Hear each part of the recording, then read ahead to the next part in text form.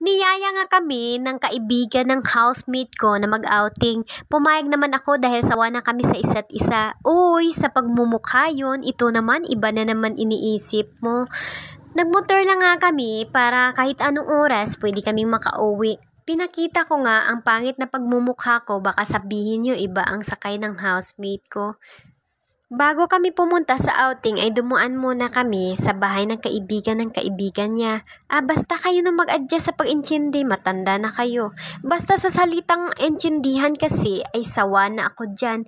Gusto ko kayo naman, Cherries. Nakarating na nga kami sa bahay at nagpark muna ng motor para magpahinga. Mukhang pagod na kasi itong housemate ko sa kakadrive. Ops, sa motor yun ha? O diba, kita nyo naman? Pero ako, ang babaeng walang pahinga. O diba, selfie is life, selfie is lifer. At nang papasok ako ay may videographer pala. So, aura agad. Sayang naman ang effort kapag hindi. Medyo ayos naman ang videographer, ang model lang ang hindi. Uy, wag na mag-ambisyon at malayo ka pa sa malayo na. O, gets yun na yan. Wag na magtanong. Fast forward, nakarating na kami sa venue, maganda naman ang view at napaka-peaceful ng lugar. O, diba?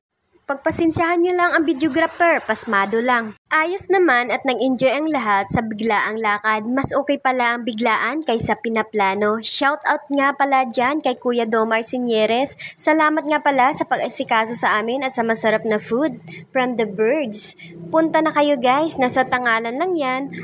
Lugar lang yan ha. Hindi tanga tulad ng kakilala nyo, Cherries. Hanggang dito na lang. Salamat sa panunood.